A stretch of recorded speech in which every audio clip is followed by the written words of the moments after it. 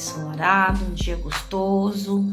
Espero que você tenha uma ótima... Tem tudo a ver com essa questão das nossas áreas da vida que são influenciadas pela nossa história de vida, desde a infância, desde do nosso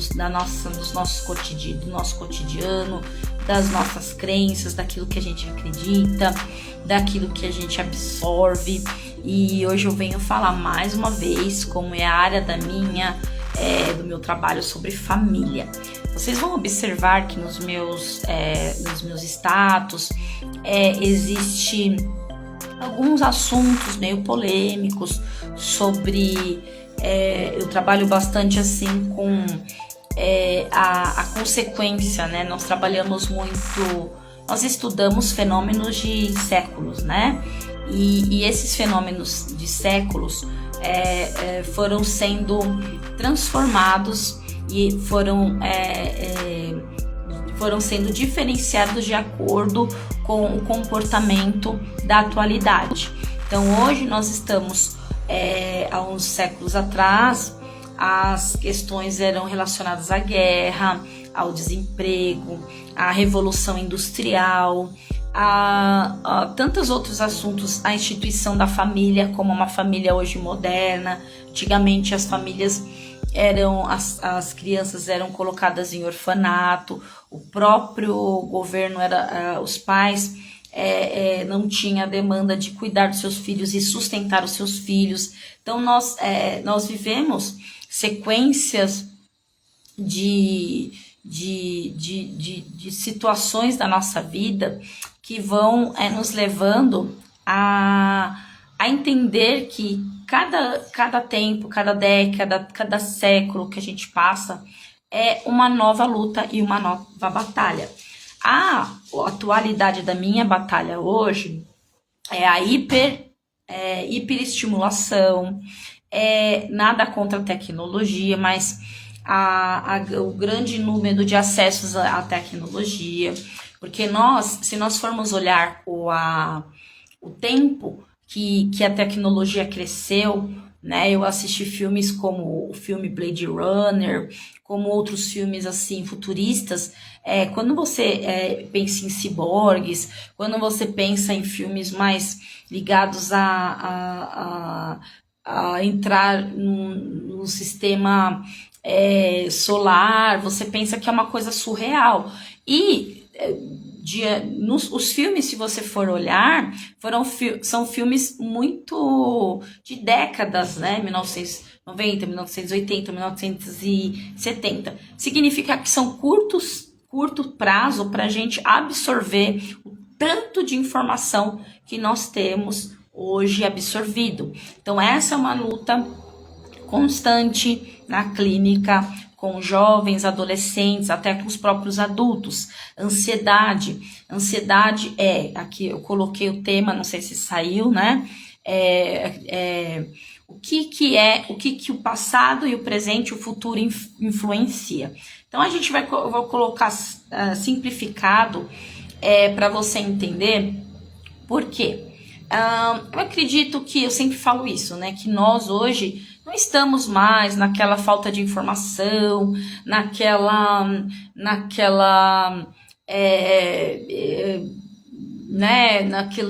naquele dito popular de que psicologia é só para louco, psicologia é só para pessoas que estão com problemas com a sua identidade. Na verdade, a psicologia ela é algo assim tão profunda como a medicina, como nós precisamos ir aos nossos tratar o nosso corpo como uma academia, né? Eu digo assim, bem simplificado, né? Porque na verdade a academia é o corpo, né? Nós somos seres que fomos feitos para fazer exercícios. Então tudo aquilo que sai do biológico, né? Tudo aquilo que sai, eu trabalho muito com isso. Não só com a gente fala nós somos conservadores, outros são progressistas. Nós falamos sobre a incisão do rejuvenescimento sintético, que é as harmonizações faciais, a inaceitação da sua idade, a inaceitação da sua beleza, da autoestima, né, do seu eu, da sua cor, tudo que foge da biologia que foi feita. Então, assim, a sua sexualidade, eu falo muito isso, coloco muito isso nos meus status, né? Tem muitas pessoas que até meio assustadas, mas eu tenho um projeto, né? Nós temos um projeto, eu tenho até outros colaboradores, né? Da ciência e muito melhores do que eu, para dizer que as consequências de estudos que geraram, né? Além da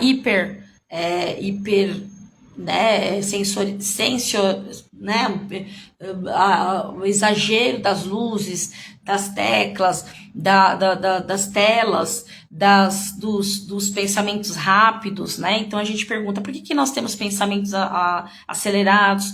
Por que nós não temos dificuldade de descansar? Por que a gente está com dificuldade nos nossos horários, nas nossas dinâmicas de horário? Nós temos dificuldade, a geração atual tem dificuldade de permanecimento num lugar, porque é tudo muito rápido. E tudo isso é sugestionado, há séculos atrás, né? É sugestionado por uma aceleração. Há séculos atrás, existia uma patologia que foi descoberto, iniciou a psicologia por essa patologia, né, que seria uma estrutura, né, um tipo de personalidade. O que acontece? No começo da psicologia, é importante a gente saber a origem das coisas, né? Então, os pais levavam os filhos, ou até mesmo as próprias pessoas procuravam médicos neurologistas. Não existia psiquiatria nem psicologia, então eles buscavam os psicólogos para quê? Para que eles pudessem explicar fenômenos neurológicos. E o que acontecia? Levavam nos neurologistas para descobrir o cérebro, né, com todas as suas, né, com a sua potencialidade, que o nosso cérebro é muito potente, ele tinha algumas questões de dor, de sofrimento. Então, o que acontecia? Essa estrutura histérica surgiu não com uma loucura, embora tinham casos graves. Realmente existiam casos graves. Então, assim, por exemplo, pais que viam as suas filhas muitas vezes deprimidas, né? Elas eram mandadas para manicômios, sendo que poderiam ser tratadas com uma fala, com uma abertura, com uma fala sem julgamento, uma fala acolhedora, porque naquele tempo era muito rígido as coisas. Os homens sofriam muito, né, com o sustento da casa, a responsabilidade, né, de manter muitos filhos e manter uma casa, uma estrutura familiar. Então, o início da psicologia e da psicanálise e da psiquiatria foram situações cotidianas, né? Então, existem livros e livros aqui de casos e casos de Freud e outros psicanalistas que eram casos tanto comuns, tanto quanto o meu e o seu, as questões. Porém, de acordo com a revolução da vida, da sexualidade, ou a revolução sexual, o feminismo, né, as questões das pautas de defesas, né? Então, ao invés de ter uma unidade, né, que nós prezamos, eu como psicólogo, psicanalista que trabalho com famílias, eu percebi que na clínica e na sociedade existiam as fragmentações de cada das causas. Todas as causas vitimizadas se tornaram facções. E elas às vezes estão unidas, mas muitas vezes desunidas, sendo que o papel da família é unir e colaborar para cada um ter seu papel, né? Biologicamente falando também, como eu falei, as pessoas eram procuradas para os médicos para tratar biologia. Então, por exemplo, dor de cabeça, problemas de paralisia, problemas na fala. Então, eram problemas assim muito corriqueiros que acontecem na nossa vida: estresse, tremedeira, dores nas pernas, coisas que as mulheres passavam, os homens, questões da sexualidade, né? Então, assim, infertilidades. Então, coisas corriqueiras que foram procuradas pela né, para os neurologistas, e eles não conseguiam situações da infância que muitas vezes são tidas nos sonhos como símbolos simbólicos, né? Então, às vezes você vê um monstro que é caracterizado como um monstro que na verdade era um pai seu rígido e que te tratava com agressividade. Então, você pode ver um outro ser, né, que no sonho, no pesadelo, que simboliza algo. Pode parecer estranho, né, mas a realidade da clínica é bem diferente da que você ouve no popular. Então, às vezes a gente pega pessoas com problemas de preguiça, vamos falar assim, que todo mundo chama de preguiçoso, são questões de depressão. Então, vieram para a clínica neurológica, né, para tratar isso. E descobriram que não, que existia uma memória que se guardava tantas questões de sofrimento, de desamor, de desafeto, que o que acontecia? Se guardava dentro da pessoa, tá lá dentro de você, do seu eu, dentro do nosso cérebro. Tem coisas tantas coisas dentro de nós. Por isso que muitas vezes a gente passa por um lugar, a gente pensa, poxa, parece que eu já estive aqui. Por isso que a gente olha uma pessoa, parece que a gente reconhece aquela pessoa.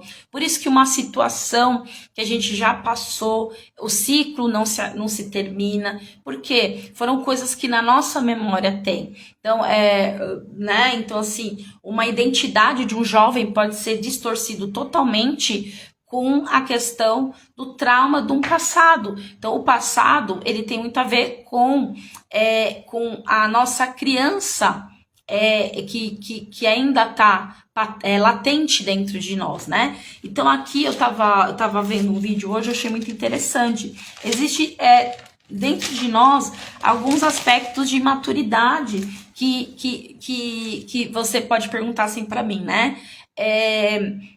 Que eu teria que ir na terapia, né? Será que eu tô precisando, né? Eu atendo, tenho pacientes, não tô aqui reclamando que a demanda tá aumentando, né? Só que assim, nossa questão é a gente chegar a um ponto da gente trabalhar o público, né? Trabalhar uma pauta maior de pessoas para que nós possamos visualizar e enxergar na sociedade menos sofrimento.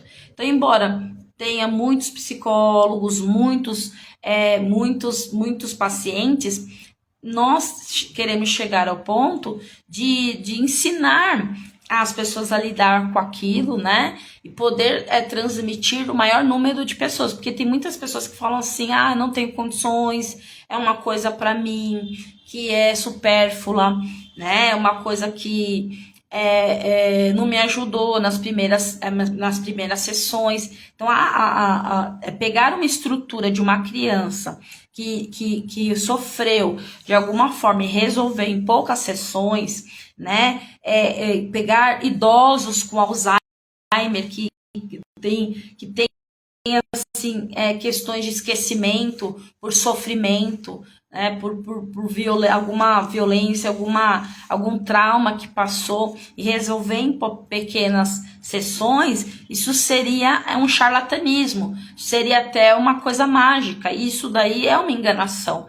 Existem até hoje terapias que nós não consideramos terapias científicas, porque elas querem resolver coisas muito rápidas.